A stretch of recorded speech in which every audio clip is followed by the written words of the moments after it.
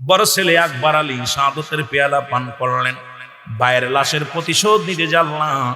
মাকে কথা দিলেন, মা গো, সারা বানুকে ডাক দিয়ে বলেন, মা গো, আমার ভাইয়ের রক্ত শুয়ে কসম কাটলাম, যে ভাই পানির পিপাসায় দুনিয়া থেকে বিদায় হয়ে গেল, আমার নানাজির উম্মাতের কারণে আজকে আমরা এসেছি এখানে ছুটে। গো মা, কথা দিলাম যতক্ষণ পর্যন্ত আমি এর প্রতিশোধ নিতে না পারবো, এই তোমার বুকে আর ফিরে আসবো না।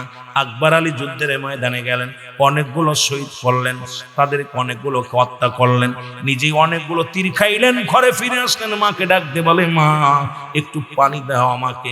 সারা বানু ডাক দিয়ে কয়ে, বাজান রে, পানি যদি দিতে পারতাম তোর ভাই দুনিয়ার মধ্যে আমাকে মা বলা বন্ধ হতো না। আমি মা জননী, তোর ভাইয়ের লাশ আমি হাত দিয়ে ধরেছি শুধু পানির পিপাসা, তাঁবুর মধ্যে পানি নাই। আকবর আলী দুনিয়া থেকে বিদায় হয়ে গেল যুদ্ধের ময়দানে। যে জোরে বল আল্লাহ। হুসাইন ডাক দিয়ে বলে, যাই না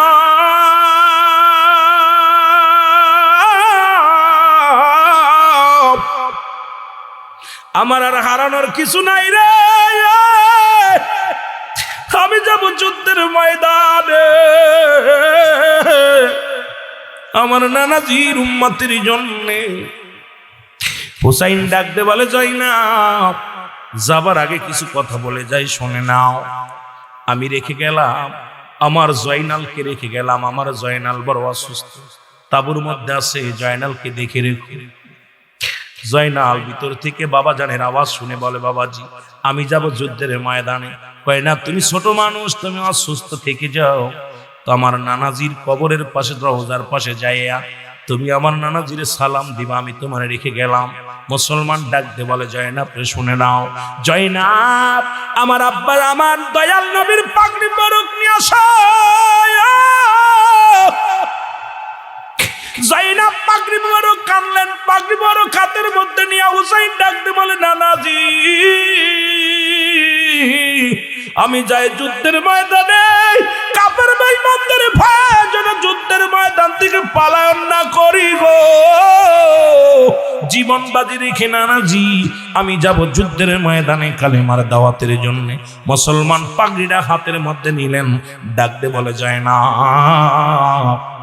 আমার আব্বাজানের জুলফিকার মোবারক নিয়ে আসো। জুলফিকার মোবারক নিয়ে আসলেন, হাতের মধ্যে নিয়ে বলে, বাবাজি ডাক দে বলে, বাবাজি রে আমি বিদায় নিয়ে গেলাম। বাবা গো, তোমার হাতের আমার হাতের মধ্যে তোমার জুলফিকার মোবারক হাতে উঠাইছি, যতক্ষণ পর্যন্ত আমি হুসাইনের দেহের মধ্যে জান থাকবে গো, আমি যেন যুদ্ধের ময়দান থেকে পালায়ন না করি। জোরে জোরে চিল্লায় বলেন আল্লাহু আকবার। ডাক দে বলে, যাই না আমি রামজার বল্লভটা নিয়ে আসো। আমি রামজার বল্লভখানা আনা হলো, হাতের মধ্যে নিয়া ডাক দে বলেন, জয়নাব রে আমি রামজার বল্লভ নিয়ে আসলেন, হুসাইন রাদিয়াল্লাহু তাআলার হাতে দেয়া হলো। ডাক দে বলে, জয়নাব আমার সকিনারে আমার লাশের পাশে আসতে দিবি না, কারণ আমি জানি মারা যাব, আমাকে ওরা ক্ষত বিক্ষত করে ফেলবে, কারণ আমাকে ওরা জিন্দা রাখবে না, আমার লাশটার উপরে অনেক অত্যাচার চালাবে, আমার লাশটারে দেখে সকিনা সহ্য করতে পারবে না। আমি একটা অনুরোধ করে যাব, জয়নাব আমার সকিনারে যেন আমার লাশের পাশে কেউ দেখতে না দেয়, আমার লাশখানা যেন আমার লাশের পাশে যেন আমার সকিনা না যায়। ডাক দে বলে, যাই না শেষ একটা অনুরোধ করে যাব তোমারে। সেই অনুরোধটা হলো,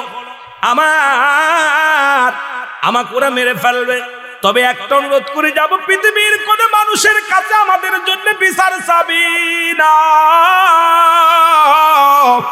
পৃথিবীর কোন রাজা বাদশার কাছে আমাদের জন্য বিচার চাবি না, কারণ যদি তোমরা বেঁচে থাকো, যদি মদিনায় ফিরে যেতে পারো, আমার রাসূলুল্লাহর রওজা মুবারকে যাইয়া আমি হুসাইনের নালিশ জানায়া দিবি, আমি হুসাইনের নালিশ জানায়া দিবির। জয়নাব বিদায় নিয়ে গেল। আমার ভাইরা, আমার বন্ধুরা, আমার লম্বা ইতিহাসটা আমি ছোট্ট করে দিয়ে যাই, মূল ইতিহাসটা আমি বলে যাই। হুসাইন রাদিয়াল্লাহু তাআলা যুদ্ধের ময়দানে চলে গেলেন, অনেকগুলো সৈন্যের সঙ্গে মোকাবেলা করলেন। ও মুসলমান শুনে নাও, ইয়াজিদ ছিল দামেস্কের মসজিদের ইমাম, আর মুসলমান যিনি সোয়া লক্ষ মানুষ যে মসজিদে নামাজ আদায় করে একবারে। এত বড় মসজিদের ইমাম ছিল, দামেস্কের মসজিদের ইমাম ছিল এজিদ। এই এজিদের সৈন্য শেমর ছিল, কেউ কেউ বলে শেমর ছিল এই মসজিদের মুয়াজ্জিম। যখন হুসাইন রাদিয়াল্লাহু তাআলা অনেকগুলো তীর খাইয়া এই জমিনের মধ্যে যখন পড়ে গেছে রে, ওই শেমর আসিয়া হুসাইনের বুকের পরে চেপে ধরেছে রে মুসলমান।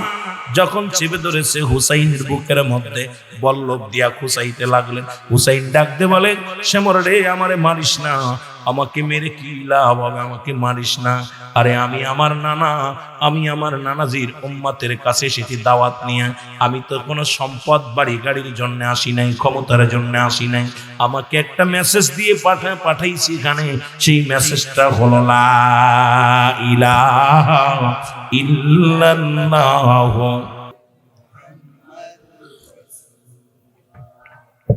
এ মুসলমান, ধীরে ধীরে চালাও রে সুরি, ধীরে ধীরে চালাও রে সুরি আমারি গলায়। এ গলাতে দিছেন গচুমা আমারি নানায়। বলো, এ গলাতে দিছেন গচুমা আমারি নানায়। আল্লাহু আকবার। ছুরি দিয়া গলার মধ্যে ফস শুরু করে দিলেন। হুসাইনের গলা কাটে না, বুকের ভিতরে বল্লভ দিয়া খুসাইতে লাগলেন। কিন্তু হুসাইন মৃত্যুবরণ করে। ডাক দেব, শেমর রে আমাকে তুই মারিস না। কিন্তু শেমর যখন কোনো বাধা মানলেন না, তখন শেমর রে আমি তোকে চিনতে পেরেছি। আমার নানাজি আমার একদিন স্বপ্নে দেখিয়েছিল যে মদিনার কালো ডোরা কাটা কুকুর আমার পায়ের মধ্যে কামড় দিছে। তুই সেই কালো ডোরা কাটা কুকুর, কুত্তা, তুই আমাকে মেরে ফেলবি আমি জানি। তবে মারার আগে তোকে অনুরোধ করি শেমর রে, পৃথিবীর কোন ছুরি দিয়ে আমার গলা কাটবে না। এই গলার মধ্যে রাসূল আকরাম সাল্লাল্লাহু আলাইহি ওয়াসাল্লাম আমাকে চুমা দিয়েছিল। জোরে বলেন মারহাবা। আমার হলকমের উপর দিয়ে কাট, এই হলকমের উপর দিয়ে কেটে দিলেন, গলাটার মধ্যে পোষ দিলেন। হুসাইন রাদিয়াল্লাহু তাআলার গর্দান কেটে গেলেন। কেটে যাওয়ার পরে এই মাথাটা এই তরবারির উপরে দিয়ে থুতু নিক্ষেপ করা হলো। হুসাইনের গায়ের উপর দিয়ে ৭০টা ঘোড়া চালানো হলো। গায়ের গোশতগুলো টুকরা টুকরা হয়ে জমিনের মধ্যে পড়তে লাগলো। হুসাইন রাদিয়াল্লাহু তাআলাকে যখন চিরবিদায় করে দেয়া হলো, আমার যুবক বন্ধুরা দিলের কান্ডা লাগা শোনো। হুসাইন এই দুনিয়ার মধ্য থেকে যেদিন বিদায় করে দেয়া হয়েছিল, ও দাদু ভাইয়েরা, মূল ইতিহাস কোন কোন কিতাবের মধ্যে আছে ওনার গায়ের মধ্যে ৩৩টে তরবারির আঘাত ছিল। ৭০ থেকে ৭২টা তীরের আঘাত গায়ের মধ্যে ছিল, ২১টা বল্লভের আঘাত ছিল। হুসাইনের গায়ের মধ্যে এত আঘাত ক্ষত বিক্ষত করেছিল, এই দুনিয়ার মধ্য থেকে তারা ক্ষান্ত হয় নাই। আজও তারা হুসাইনের রক্ত নিয়ে খেলা করে। জোরে বলেন ঠিক কিনা? আর একটু জোরে জোরে চিল্লায় বলেন আল্লাহু আকবার। কোন অনুনয় বিনয় তার অন্তর কাঁদে নাই রে, কোন মায়া তাদের অন্তরের ভিতর আসে নাই। দুনিয়া থেকে চিরবিদায় করে দিল রে মুসলমান। এই মূল কাহিনী আমি আপনাদেরকে বলে যাই, মূল কথাটা বলে শেষ করব। শেষ কথা হলো, মুসলমান গভীর মনোযোগ, খাতুনে জান্নাত কারবালার মূল কাহিনীটা আপনাদের জানা যায়। এত ৪-৫ রাজ্যে গেলে লাভ নাই, এত কিছু শুনে লাভ নাই, গল্প কথা শুনে লাভ নাই। অনেক রূপ কথা বলে কারবালারে মানুষের ভিতরে এমন ভাবে উপস্থাপনা করেছে, যা শুনতে যায় অনেক শিরকি ভিতরে ঢুকে যায় রে মুসলমান। শুনে নাও, আমি মূল কথাটা আপনাদেরকে জানিয়ে দিয়ে যাই। এক হাতে থাকবে মা ফাতেমা তুজোরা, এক হাতে থাকবে রক্ত মাখা জামা, এক হাতে থাকবে বিষের পেয়ালা। মূল ইতিহাসটা আমি জানা দিয়ে যাই, যেটা আপনারা জানলে উপকৃত হবেন। মুসলমান শুনে নেন, এক হাতে থাকবে রক্ত মাখা জামা, আর এক হাতে থাকবে বিষের পেয়ালা। আমার নবীজি কানবেন, একবারে দাঁড়ায়া কানবে, আর রব্বি হাবলি উম্মতি। আর মা ফাতিমা এই চাদর খানা, মুসলমান শাড়ির আসল খানা, মাথায় কাপড় থাকবে না, আর শের মহল্লার মালিকের কাছে কানবে, আর শাড়ি রাসূল আরশের মধ্যে টানতে টানতে চলে আসবে, ডাক দে বলবে রব্বি কারীম। দরুদ পড়লেন একজন ব্যক্তি। অমুসলমান শোনো, আর একটা কথা আমার মনে পড়ে গেল। দেখলাম পাশাপাশি রাসূলুল্লাহর উপরে একজন দরুদ পড়েছেন, শুধু রাত্রে বেলা নামাজ শেষ করে সন্তানেরা ঘুমায় যায়, ওই ব্যক্তি 500 বার দুরূদ শরীফ না পড়ে বিছনায় পিঠ লাগায় না। দুরূদ শরীফ পড়ে আল্লাহুম্মা সাল্লি আলা সাইয়্যিদিনা মাওলানা মুহাম্মদ ওয়া আলা আলি সাইয়্যিদিনা মাওলানা মুহাম্মদ। জোরে বলেন সুবহানাল্লাহ। প্রতিদিন 500 বার দুরূদ শরীফ পড়েন। এই দুরূদ শরীফ পড়িয়া হঠাৎ একদিন মারা গেল। লোকটা মারা গেলেন, ঘরের মধ্যে মারা গেলেন। ছেলে বড় আলেম মানুষ, ছেলেটা যা দেখা আব্বাজান মারা গেছে, তখন ওনাকে কাফন করালেন, গোসল করালেন। গোসল করায়, ও মুসলমান শোনো, কাফন পরালেন, কাফন পরায় দাফন করাবে, ঠিকই রাখছে কাফন পরায়। রাত হয়ে গেছে, নির্জন রাত। চিন্তা করে আব্বাজানের লাশ পাহারা দেয় সন্তান, বাবার লাশটা পাহারা দেয়। এবার রাত যখন গভীর হয়ে গেছে, চিন্তা করে আব্বার লাশটা দেখি। আব্বারে কত কষ্ট করে আমার আব্বা আমাদের লালন পালন করেছে, আব্বাজান নিজে না খায় আমাদের খাবার ব্যবস্থা করে দিছে। আর আব্বাজান চলে গেল। এই জায়নামাজে বসে বসে রাত যখন নির্জন হয়ে যেত, রাসূলুল্লাহর উপরে দুরূদ পড়তো। আজকে সেই জায়নামাজ ঠিকই আছে, আব্বাজান জায়নামাজের মধ্যে নাই। একটু দেখি আব্বাজানের লাশখানা যখন মুখটা খুলে দেখছে, দেখে সঙ্গে সঙ্গে ওই লাশের মুখখানা খিঞ্জিরের মতো হয়ে গেছে, কোনো মানুষের সুরত নাই। জোরে বলা যাবে না আল্লাহু আকবার। পশুর সুরত হয়ে গেছে, মুখের মধ্যে বাবার সুরত নাই। মুসলমান গভীর মনোযোগ। যুবক একটা চিৎকার মেরে দিয়ে বলে আল্লাহ। সকালবেলা যখন মানুষ এসে আমার আব্বাজানের লাশ দেখবে, আমার আব্বাজানের মুখের চেহারা তো মানুষের সুরত নাই, এই সুরতটা তো একটা পশু সুরত হয়ে গেছে। আমার আব্বাজানের দেহখানা, আমার আব্বাজানের মুখখানা কোনো মানুষের সুরত নাই। এটা যদি মানুষ সকালবেলা দেখে, আমি কেমনে মুখ দেখাবো, মানুষের কি বলবো? আল্লাহ, এমন হলো কেন? এই মুখটা দিত আমার নবী দুরূদ পড়তো, সেই মুখের অবস্থা এমন হলো কেন? উনি এই কাঁদতে কাঁদতে বেহুশ হয়ে জমিনের মধ্যে শুয়ে পড়ে রইলেন। রাসূল করিম সাল্লাল্লাহু আলাইহি ওয়াসাল্লাম ঘরের মধ্যে প্রবেশ করেছে। জোরে জোরে চিল্লায়া বলা যাবে না আল্লাহু আকবার। রাসূল আকরাম সাল্লাল্লাহু আলাইহি ওয়াসাল্লাম ডাক দিয়ে, উনি স্বপ্নের মধ্যে দেখে ওই বেহুশে পড়ে রয়েছে জমিনের মধ্যে। স্বপ্নের মধ্যে দেখেন একজন মুরব্বী, দাড়িওয়ালা, টুপিওয়ালা, পাঞ্জাবিওয়ালা একজন মুরব্বী মানুষ ঘরের মধ্যে ঢুকলেন। আব্বাজান উনি স্বপ্নের মধ্যে দেখতে লাগলেন। আব্বাজানের কাপড়ের কাপড় খুললেন, খুলিয়া হাত বোলাইয়া দিলেন। বোলাইয়া দিয়া যখন যাইতেছিলেন, যুবক ডাকতে বলে, কে গো আপনি? আমার আব্বাজানের মুখটা খুললেন। আমার আব্বাজানের তো মানুষের সুরত নাই, আমার আব্বাজানের তো মুখটা হয়ে গেছে মানুষ নাই, পশুর মতো হয়ে গেছে। আপনি কে? আমার আব্বাজানের মুখটা খুললেন।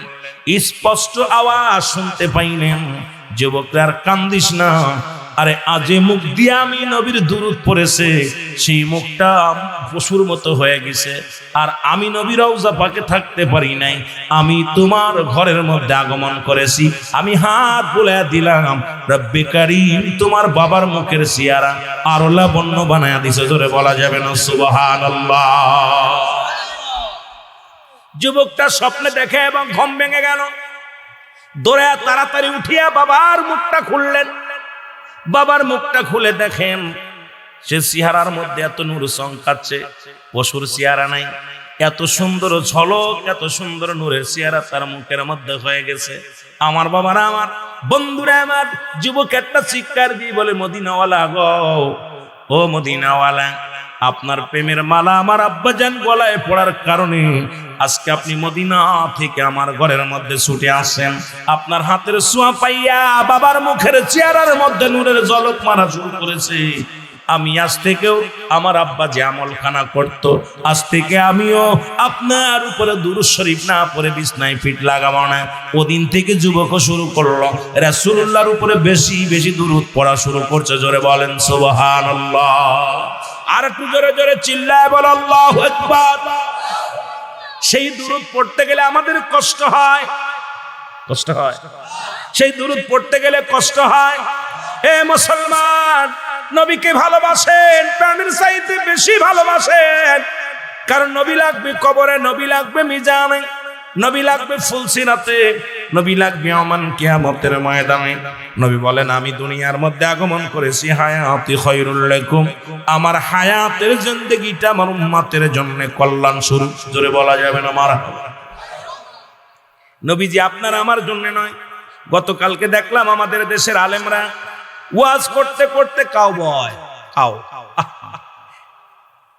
সবচেয়ে কষ্ট পাইলাম আমার নবীকে যখন আপনি এই শব্দটা ব্যবহার করেন, নবী বড় কষ্ট পায়। এ মুসলমান, কিন্তু আমার নবী যে বাদশারও বাদশা ছিল, এটা কি আপনার জানা নাই? নবীজি যে জুব্বাটা গায়ে দিছে তৎকালীন জামানায় ৪২,০০০ দিরহাম, যেন কোন পৃথিবীর কোন রাজা বাদশা পড়তে পারে নাই। আবার কয় গরিব ছিল, নবীজির বড় লোক বানাইছে খাদিজার লগে বিয়ে দিয়া। আরে নবী হলো বাদশার বাদশা, এটা আপনারা ভুলে গেছেন। নবী শুধু পৃথিবীর বাদশা নয়, দু জাহানের বাদশা, রাহমাতাল লিল আলামিন। জোরে বলেন মারহাবা। এ মুসলমান, নবী বলেন হায়াতি খায়রুল লাকুম, আমার হায়াতের জিন্দেগিটা আমার উম্মতের জন্য কল্যাণ স্বরূপ। ওলামা একরাম যারা আছেন দিলের কান্ডা লাগা শোনেন, কারণ নবীজি বলেছেন এই উম্মতিরা শুনে নাও, কারণ এই পৃথিবীর মধ্যে আমি নবী আগমন করলাম, আমার উম্মতের সঙ্গে কথাবার্তা বলতে পেরেছি, উম্মতের সঙ্গে চলাফেরা করেছি। উম্মতিরা যেমনি ঘর সংসার করে আমিও নবী করেছি, উম্মতিরা যেমনি জীবন যাপন করে আমিও নবী এমনি করেছি। এখন আমার দেশের অনেক আলেমরা চিন্তা করে নবীও মানুষ, আমরাও মানুষ। নবীরা হলো গুনাহ থেকে মুক্ত, আমরা গুনাহে যুক্ত। নবীরা হলো মাসুমের মাসুম, আমরা হলাম গুনাহ আমার মানুষ। জোরে বলেন ঠিক কিনা? এখন এই মুকাদ্দরের আমি কেমনে বুঝাইব? আদম নবী বলেছে রব্বানা জালামনা আনফুসানা ওয়া ইল্লাম তাগফির লানা ওয়া তারহামনা লানাকুনান্না মিনাল খাসিরিন। জোরে বলেন মারহাবা। কি মজার বিষয়। আদম বলে আল্লাহ আমি জালিমদের অন্তর্ভুক্ত হয়ে গেছি, আমারে তুমি ক্ষমা করে দাও। এখন যদি কোনো মৌলবী সাহেব বলে আদম জালিম হয়ে গেছে, তার ঈমান থাকবে? জোরে বলেন ঈমান থাকবে? সঙ্গে সঙ্গে তার ঈমান চলে যাবে। আদম আলাইহিস সালামকে কোনো ব্যক্তি যদি সন্দেহ করে, সঙ্গে সঙ্গে তার ঈমান চলে যাবে। আমার বাজানেরা, আমি যে কথাগুলো সুতরাং আখিরে নবী রাহমাতুল লিল আলামিন এই দুনিয়ার মধ্যে আগমন করেছেন, সেই নবীকে নিয়ে তোমরা ব্যঙ্গ করো। নবী কয় আমি দুনিয়া থেকে বিদায় নিলাম উম্মতের কল্যাণের জন্য, ওফাতি খায়রুল লাকুম, আমার ওফাতটাও হলো উম্মতের জন্য কল্যাণ স্বরূপ। জোরে জোরে চিল্লায়া বলা যাবে না সুবহানাল্লাহ। এই কারবালা থেকে ইসলাম দুইটা ভাগ, একটা হলো হুসাইন ইসলাম, একটা হলো ইয়াজিদ ইসলাম। হুসাইনি ইসলামে আছে চোখের পানি, ভালোবাসা, প্রেম ভালোবাসা। আর মুসলমান ওই ইসলামের মধ্যে কি আছে সবই তো জানেন, ওটা আমার বলার প্রয়োজন নাই। কারণ কাউরে গীবাত করে, কারো সমালোচনা করে আলোচনা জীবনও আমি করি না। কাউকে আঘাত করে কথা বলার আমার অভ্যাস নাই। কারণ আমার হেদায়েতের মালিক আমার আমি না, কোনো মুফতি নয়, কোনো মুহাদ্দিস নয়, কোনো আলেম নয়, কোনো পীর সাহেব হেদায়েতের মালিক নয়। যদি কোনো পীর সাহেবকে আমি হিদায়াতের মালিক আমি কই, ওইটা একটা বাটপার। যদি কোনো মাওলানা কয় আমি হিদায়াতের মালিক, ওইটা হলো একটা সিটার। কারণ হেদায়েতের মালিক নবীজিকেও আল্লাহ দেয় না, হিদায়াতের মালিক স্বয়ং আল্লাহ। যদি হেদায়েতের মালিক নবীজিকে দিত, তাহলে আবু জাহেলের কপালেও কালে মাজুইটা যেত। জোরে বলেন ঠিক কিনা? কাশাওয়াত তুজা বিজামালিহি হাসনাত জামিয়া সালিহি সাল্লাল্লাহু আলাইহি ওয়া আলিহি। আলহামদুলিল্লাহ, ঐতিহাসিক আজকের এই পাঞ্জারাই যুব সমাজের উদ্যোগে, যুবকদের উদ্যোগে আজকের গ্রামবাসীর সকল মর্দেগানের ইসালে সব উপলক্ষে তৃতীয় বাৎসরিক ইসলামী সুন্নি মহাসম্মিলন আজকের 6 তারিখ জানুয়ারি মাসের 2025 সালের রোজ সোমবার। রব্বুল আলামিন আপনাকে আমাকে আসার মতো বসার মতো সুযোগ দান করল। উচ্চ কণ্ঠে আওয়াজ দিয়ে বলেন আলহামদুলিল্লাহ। আজকের এই মাহফিল থেকে সালাম ও কদম মুসি জানাই কুল কায়নাতের নবী, নবীদের নবী, রাহমাতাল লিল আলামিনের পুত পবিত্র কদম মোবারকে। সালাম ও কদম মুসি জানাই বাংলাদেশের অসংখ্য হক্কানি ওলি আল্লাহদের কদম মোবারকে। যেহেতু বাংলাদেশটা ওলি আল্লাহদের দেশ, এদেশে অসংখ্য আল্লাহর ওলিরা আসছেন। এই দেশের আল্লাহ রব্বুল আলামিন কুরআনুল কারীমের মধ্যে সূরা ইউনূসের মধ্যে 11 নম্বর পারা 62 নম্বর আয়াত আল্লাহ নিজেই ঘোষণা করেন, আলা সাবধান ইন্নানি চালা ইন্নাউলিল্লাহি, আল্লাহর তরফ থেকে যারা ওলি হয়, লা নাই খাউফুন শব্দের অর্থ ভয়, পালাদ অবস্থান করে হুমদের উপরে হেজানন, তাদের কোনো চিন্তা নাই ভাবনা নাই। মেরকাত শরীফ মেরকাত 10ম খণ্ড 722 নম্বর পৃষ্ঠা, তাফসীরুল বায়ান 5ম খণ্ড 524 নম্বর পৃষ্ঠা। রাসূল পাক সাল্লাল্লাহু আলাইহি ওয়াসাল্লাম বয়ান করেন, আলা সাবধান ইন্নানি চালা ইন্নাউলিল্লাহি, আল্লাহর তরফ থেকে যারা ওলি হয়, লা ইয়ামুত, তাদের মৃত্যু নাই। অসংখ্য আল্লাহর ওলিরা শুয়ে আছেন, প্রত্যেকের পুত পবিত্র কদম মোবারকে জানাই সালাম। সালাম জানা আজকের মাহফিলের সম্মানিত সভাপতি সাহেব, আজকের মাহফিলের সভাপতি জনাব মোহাম্মদ মাসুক মিয়া সাহেব, জনাব মোহাম্মদ জিলু মিয়া সাহেব, জনাব মোহাম্মদ ইসলামউদ্দিন সাহেব, জনাব মোহাম্মদ আজকের এই জুলহাস মাস্টার সাহেব, কারি জনাব হযরত মাওলানা জুলহাস মাস্টার সাহেব, অন্যান্য অতিথিবৃন্দ, আজকের মাহফিলের খাস করে দিগার ওলামা ইকরাম, মসজিদের ইমাম সাহেব, মুসল্লিগণ, সামনের উপবিষ্ট আশিকান জাকির আমদান প্রাণ মুসলমান ভাই বন্ধুগণ, পর্দারের মা বোনেরা, সকলকে আবারও সালাম জানা, আসসালামু আলাইকুম ওয়া রাহমাতুল্লাহি ওয়া বারাকাতুহু। আলহামদুলিল্লাহ, সকলে ভালো আছেন? জোরে বলেন ভালো আছেন? অত্যন্ত ভালো লাগলো যুবকগুলোর হাজিরায়। যুবকগুলো পাগলের মতো ছুটে আসে জান্নাতের বাগানে। রব্বে করিম যেন আপনাকে আমাকে জীবনের সমস্ত গুনাহ মাফ করে এখান থেকে যাওয়ার তৌফিক দান করেন। কারণ মানুষের মৃত্যু হয় দুইটা টাইমে, একটা হলো রাতের বেলা, একটা হলো দিনের বেলা। বাবা মাইকের টোনটা ক্লিয়ার করো, টন আওয়াজটা ঢপঢপ করে, আওয়াজটা ইসি দিয়ে দাও। আওয়াজটা যত সুন্দর করবে টোনটা বাড়াই দিয়ে সামান্য ঠিক মানো। যেটা বলতেছিলাম, দুইটা সময় মানুষের মৃত্যু হয়, একটা হলো রাত, একটা হলো দিন। দিন শুরু করেছি, মৃত্যুবরণ করি নাই, রাত শুরু করেছি, এখনো মৃত্যুবরণ করি নাই। যে কোনো মুহূর্তে আমি আপনি দুনিয়া থেকে বিদায় নিতে পারি, বলতে পারি না। এই জন্য কিয়ামত পর্যন্ত আর কোনো নবী আসবেন না। কিয়ামত পর্যন্ত নবীদের দরজা বন্ধ, কিয়ামত পর্যন্ত তওবার দরজা খোলা। জোরে বলেন ঠিক কিনা? কিসের দরজা খোলা? তওবার দরজা খোলা। আপনারা সকলেই মহব্বতের সঙ্গে আমার সঙ্গে তওবা করেন, আস্তাগফিরুল্লাহ রব্বি মিন কুল্লি জামবিও আতুবু ইলাইহি লা হাওলা ওয়ালা কুওয়াতা ইল্লা বিল্লাহিল আলিউল আযীম। লা ইলাহা ইল্লাল্লাহু মুহাম্মাদুর রাসূলুল্লাহ সাল্লাল্লাহু আলাইহি ওয়াসাল্লাম। আশহাদু আল্লা ইলাহা ইল্লাল্লাহু ওয়াহদাহু লা শারীকা লাহু ওয়া আশহাদু আন্না মুহাম্মাদান আবদুহু ওয়া রাসূলুহু। এই যে আপনাদেরকে কালেমা পড়াই দিলাম, তওবা করাই দিলাম, আমি আপনাদেরকে একটা সুযোগ দিলাম, সেটা হলো যে এখন যদি রাত্রে মৃত্যুবরণ করি, তওবাকারীর কাতারের জন্য আল্লাহ নামটা লেখায় দেয়। জোরে বলুন আমিন। কারণ কিয়ামত পর্যন্ত আর কোনো নবী আসবে না। এখন আপনারা মাসুমের মাসুম হয়ে গেলেন। আল্লামা খুদবী রাহমাতুল্লাহ বয়ান করে, বান্দা যখন জান্নাতের বাগানে রওনা হয়ে যায়, প্রতিটা কদমে কদমে আল্লাহ সগীরা গুনাহ মাফ করে দেয়। সুবহানাল্লাহ বলেন না? কি গুনাহ মাফ হয়? সগীরা গুনাহ মাফ। এবার বান্দা যখন জীবনের সব গুনার কথা মনে করে, কবরের ভয়ে, জাহান্নামের ভয়ে, বান্দা যখন খাস তওবা করে আল্লাহ বলে ডাক দেয়, আমার আল্লাহ রব্বুল আলামিন বান্দার জীবনের সমস্ত কবিরা গুনাহ মাফ করে দেয়। জোরে বলেন সুবহান। সুতরাং আমরা পাপী মানুষ। এখানে ওলামা ইকরাম আসছেন, উনি আমার ভাইজান, উনি পরিচয় দিয়েছেন বিশ্ববিদ্যালয়, কুষ্টিয়া বিশ্ববিদ্যালয় থেকে ফারেক হয়েছেন। আরেকজন আমাদের সভাপতি, উনিও বড় আলেম কারি। অনেক আলেম ওলামা আছে, অনেকের নাম জানি, অনেকের নাম শুনেছি এবং বলতে পারি নাই। দেখা যাক আজকে যারা আছেন, যদি সময় পায় দু একটা নাম বলবো।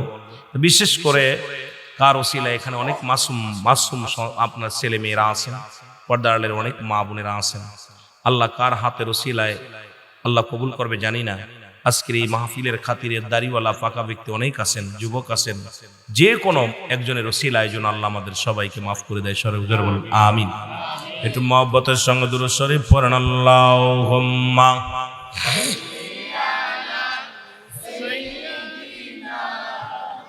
মাওলানা মুহাম্মাদ ওয়ালা সাইয়্যিদিনা। এ দুনিয়ার মুসলমান গভীর মনোযোগ।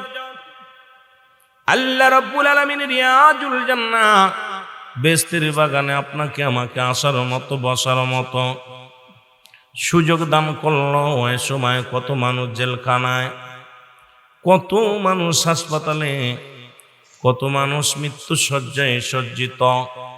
আমার আল্লাহ রাব্বুল আলামিন আপনাকে আমাকে জেলখানায় নেন নাই, হাসপাতালে নেন নাই, পৃথিবীর কোনো খারাপ কাজে নেন নাই। সুন্দর পরিবেশ, রিয়াজুল জান্নাহ বেহেশতের বাগানে আসার মতো বসার মতো সুযোগ দান করলো। একটু জোরে আওয়াজ দিয়ে বলা যাবে না আলহামদুলিল্লাহ। আজও পর্যন্ত মদিনার বুকে ওই রুমাল বিক্রি হয়, ওই হাজি রুমাল দেখবেন লাল সাদার মধ্যে লাল টুকা টুকা থাকে। কোন আমার বাবারা কোন সুন্নিরা এগুলো পড়ে না। আমি দেখছি সুন্নিরা কোন সুন্নি রুমালগুলো পড়ে না। আমি ওয়াজটা শোনা পরে আমি আরেকটা জিনিস দেখলাম, জায়নামাজের মধ্যে উনি আরেকটা আমার ফতোয়া দিল। কয়টা কথা আমার মনে পড়ে, কয়টা কিতাবে পাবা না বাবা, তবে আকীদার বিষয়, এটা ভালোবাসার কাছে। উনি আমার বললো, এটা বাবা তুমি যে কিতাব কিতাবে আছে নাকি? কয় বাবারে সব জায়গায় কিতাব চলে, রাসূলুল্লাহর কাছে কোন কিতাব চলে না, ভালোবাসার কাছে কোনো বাবা ভালো তোমার বাবারে মাথায় রাখবা না, কোলে রাখবা না, ঘাড়ে রাখবা, এটা তোমার ব্যক্তিগত ব্যাপার।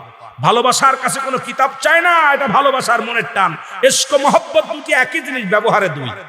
কারণ তুমি তোমার মেয়ের যখন বুকে টেনে নিবা, ওইটা 12 বছরের মেয়ে 18 বছরের মেয়ে, ভালোবাসা আসবে। আর ওই তোমার বুড়ো বউডারে কোলের ভিতর নিলে, টান দিলে, এটা মহব্বত থাকে না, ইশক বেড়ে যায়।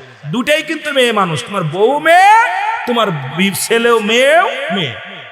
উনি ওনার কথাগুলো আমার মেমোরিতে এখনো লাগে। উনি মারা গেছেন, ওনার কথাটা আমার বলছে, বাজান রে, ধরো তোমার বিবির বুকের ভিতর নিলা, তোমার বিবির বয়স আর তোমার মেয়ের বয়স, বলো দি দুটাই কি ভালোবাসা এক হবে? হুজুর আমি তো বুঝলাম না। শোনো, যখন তোমার বিবিরে ধরবা তখন আসবে ইশক, আর যখন তোমার মেয়েরে ধরবা তখন আসবে মহব্বত। সুবহানাল্লাহ বলেন। বুঝাইতেছে আমার রুহুল আমিন। কত হাজী মদিনায় যায় রাসূলুল্লাহর সঙ্গে বেঈমানি করে, রাসূলের সঙ্গে গাদ্দাবি করে, এটা ভালোবাসার কাছে। এরপরে উনি বললেন যে কাবা শরীফের উপর দিয়ে আজ পর্যন্ত রাসূলুল্লাহর রওজা মুবারকের উপর দিয়ে একটা পাখি উড়ে যেতে পারে না। চাই নামাজের মধ্যে কাবা আছে, যে কাবার মধ্যে পা লাগায় নামাজ পড়ি, যেটা বলেন ঠিক কিনা? আমার 5টা যায় নামাজ, আমি দেখা হুজুর আমার সুন্দর সুন্দর যায় না। কয় রুহুল আমিন তুমি কি কেমনে তুমি কাবার মধ্যে পা লাগাই? আহা, কাবার ছবিটা যার উপর দিয়ে পাখি উড়ে যায় না, আর সেই কাবার মধ্যে আমার দেশের মৌলবীরা পা দিয়ে পড়ায়। কোন রাসূলের আহলে সুন্নাত ওয়াল জামাতের কোন নক্ষত্র কাবা শরীফের ছবির মধ্যে নামাজ পড়ে না, জোরে বলেন ঠিক কিনা? এটা ভালোবাসা, জোরে বলেন ঠিক কিনা? কথা বলেন না, ভালোবাসা। কত সুন্দর কাবার ছবি দিছে, কাবার সিনারি দিয়া তার মধ্যে দাঁড়ায় দাঁড়ায় মৌলবী নামাজ পড়তেছে। আর ওই যে বল উনি ওই রুমালটার উদাহরণ দিলেন, যে ওই রুমালটা আমার বললো রুহুল আমিন এই সবুজ রুমালের উদাহরণ দিলাম আমি। তখন উনি তো আসলে আমরা তো সুন্নি টুন্নি বুঝতাম না ভালো, উনিও বোঝে না। তা বললো রুহুল আমিন একটা কথা বলি, কি? রাসূলের গম্বুজখানা আর রওজার গম্বুজখানা সবুজ, আমাদের এটাই ভালোবাসা উচিত। সুবহানাল্লাহ বলেন না? আমি হুজুর কেন এটা ভালোবাসা? কয় এটাও একটা রাসূলের মহব্বত এসে যায়। ওর দিক তাকাইলে কাবার কথা মনে পড়ে, আর ওই সাদার মধ্যে লাল লাগাইয়া রক্ত লাগাইয়া মাথার মধ্যে হাজির রুমাল বাঁধা চলে, দেখবেন এইগুলো এই যে বাঁধিছে, আল্লাহর কসম করে বলি মনে কিছু করেন না, এই জাতি যে জাতি এরকম বাঁধে থুয়ে দেয়, এ দেখবেন এদের ভিতরে রাসূলের প্রেম নাই। বিশ্বাস হয় আপনার? রাসূলের প্রেম নাই, একটা দেখান না। হয়তো আমার পরে অনেকে বলবেন হুজুর রং কথা, না আমি রং কথা বলতেছি না, আমি ভালোবাসার কাছে কোনো মাপকাঠি নাই। কারে কি ভালোবাসবেন, আপনার বাবারে আপনি কেমনে ভালোবাসবেন আপনি ভালো জানেন, আমি আপনাকে বোঝাতে পারবো না, জোরে বলেন ঠিক কিনা? আমার ভাইরা, আমার বন্ধুরা, আমার ওয়াজ করি নবীকে ভালোবেসে দাঁত ভাঙলেন, আর আমি ভালোবেসে চোখের পানি ফেলতে পারি না। ওয়াসাল করুনি হযরত বেলাল, হাফসি বেলাল নবীকে ভালোবেসে কত কষ্ট নির্যাতন সহ্য করলেন, নবীরে ছাড়ে নাই। চিন্তা করার বিষয়। এ আলেমরা কয় নবী এটা জানেন, আমার আল্লাহ জানি না, হাবিব আলম তার আপনি কি দেখেন নাই? নবী তো তখন আসেন নাই। এই একটা আয়াতের তাফসীর করেন না, এই একটা আয়াতের ব্যাখ্যা করেন, এই একটা আয়াতের শানে নজুল দেখেন, এই একটা আয়াতের প্রেক্ষাপট দেখেন, সব বলে যাবে। আল্লাহ বলতেছেন হাবিব আপনি দেখছেন না? কোন দিন নবী তখন আইছে? এই কথা কন না কেন? যখন আব্রাহা বাদশা আক্রমণ করেছিল আপনাদের কাবা শরীফে, আপনার আমার কাবায়, আল্লাহের কসম নবীজি তখনও আসেন নাই। আমার জ্ঞানী মানুষ আছে, আইছে নবী আইছে? নবী তখনও আসে নাই। কোন জায়গা আছে 26 দিন আগে, কোন 25 দিন আগে, কেউ বলছে 20 দিন আগে। নবীজি আসার 26 দিন আগে আব্রাহা বাদশা আক্রমণ করলো কাবার ভিতরে। আর আল্লাহ বলতেছেন এর কত পরে কোরআন নাজিল হয়েছে। আল্লাহ বলছে আলাম তারা আপনি কি দেখেন নাই? বলেন দিন নবী কি তখন দেখছে? কথা কন না। কত বড় একটা মারফেস। এখানে কিন্তু বিশাল একটা হাকিকত রয়েছে। আল্লাহ জানাচ্ছে হাবিব আপনি দেখছেন নি? দেখছেন না কি করছিলাম? নবী তো তখন মার পেটে যখন আক্রমণ করে, তা ইহা দ্বারা প্রমাণ হয় নবী ছিল, আছে, থাকবে। জোরে বলেন ঠিক কিনা? আরো জোরে বলেন ঠিক কিনা? এই নবীর সাথে যারা গাদ্দাবি করে তাদের পক্ষে আমরা নাই। জোরে বলেন ঠিক কিনা? তাদের সঙ্গে আমরা নাই। বড় কষ্ট হয়, বড় কষ্ট হয়। মার পেটে জন্ম নিয়ে শাশুড়ি ভালোবাসে, ঠিক কিনা? আজকে সেই রাসূলের দুশমনী করে। আমার ভাইরা, আমার বন্ধুরা, আমার অনেক লম্বা আলোচনা। নবীজি বলতেছে আমি আইছি দুনিয়া এটা উম্মতের জন্য। এই আলম মৌলবী, ইমাম মৌলবী, হাফেজ কারি। হঠাৎ করে একটা কথা মনে পড়ে গেল। আমার এক উস্তাদ, উনি মদিনায় 27 বছর ছিলেন। 27 বছর পরে উনি ফিরে আসলেন। আমার উস্তাদ থাকা পর আমরা তখন ওনার কাছে লেখাপড়া করছি, কথা বুঝিনা, আসা পরে উনি বললেন এই যে একটা কথা আপনি দেখেন, একটা রুমাল দেখলাম কেবলমাত্র একটা ছেলের মাথায়। রাসূলুল্লাহ যখন যুদ্ধের ময়দানে যে উহুদের যুদ্ধে যে যখন দান শহীদ হলেন, তখন সাদার মধ্যে লাল লাগাইয়া, আমি আশ্চর্য কিছু না থেকে ওয়াজটা শোনা পর, আমি কথাটা শোনা পর আজও আমার মনে পড়ে। একদিন আমি ওই রুমাল ব্যবহার করতেছিলাম, আমার বলল রুহুল আমিন এই রুমালটা ব্যবহার করো না। আমি কেন হুজুর? এটা তো হাজি রুমাল, এইটা মক্কা মদিনার মানুষ বানায় না। আমার দেশের অনেক মৌলবী চিন্তা করে হেদায়েতের দায়িত্ব ওরে দিয়ে দিচ্ছে। কথা বলছেন? আরে এইটা বোঝা উচিত যে হেদায়েতের মালিক কে? আল্লাহ রাব্বুল আলামিন।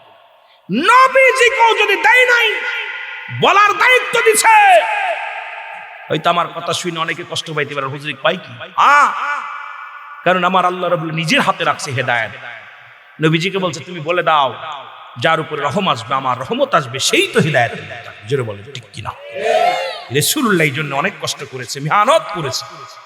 রাসূল তো পরশ পাথর, লোহার লগে সোনার সঙ্গে, সোনার পরশ পাথরের সঙ্গে যদি লোহার সঙ্গে ঘষা খায়, লোহা স্বর্ণ হয়ে যায়। রাসূলুল্লাহর সঙ্গে মিশা পড়ু আবু জেহেলের কপালে কালেমা জোটে নাই, তাহলে বুঝতে পারা যায় যে হেদায়েতের কপালে লেখা নেই। কথা বলে ঠিক কিনা? এগুলো কথাগুলো বুঝবেন। অনেক ওয়াজ, কোন দিকটা আপনারা ওয়াজ শুনেন আমি বুঝতে পেরেছি, আপনার আলোচনা শুনেন, ছাতক পাখির মতো তাকায় আছেন, কিন্তু কোথায় দেব? দড়ির পর আছি, সময় চলে যাচ্ছে, আমি ওয়াজ করে আগাতে পারতেছি না। মনে হয় একবারে সব কথা বলতে পারলে হয়তো মজা লাগবে আপনাদেরকে। এই যে প্রাণ ভরে বসে আছেন ছাতক পাখির মতো, মুসলমান গভীর মনোযোগ, গভীর মনোযোগ। তাকে এই পৃথিবীর মধ্যে বেইজ্জতি করতে লাগলেন।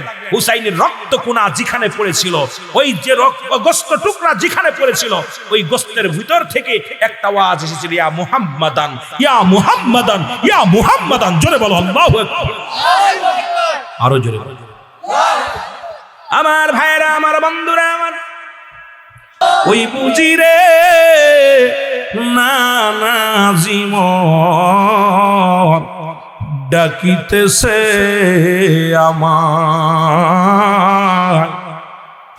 সে মোর তরে বিনাই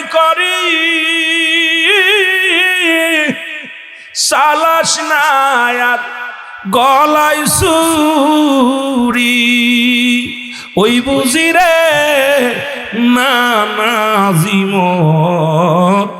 ডাকিতেছে আমায়, ওই বুঝি রে না নাজিম ডাকিতেছে আমায়।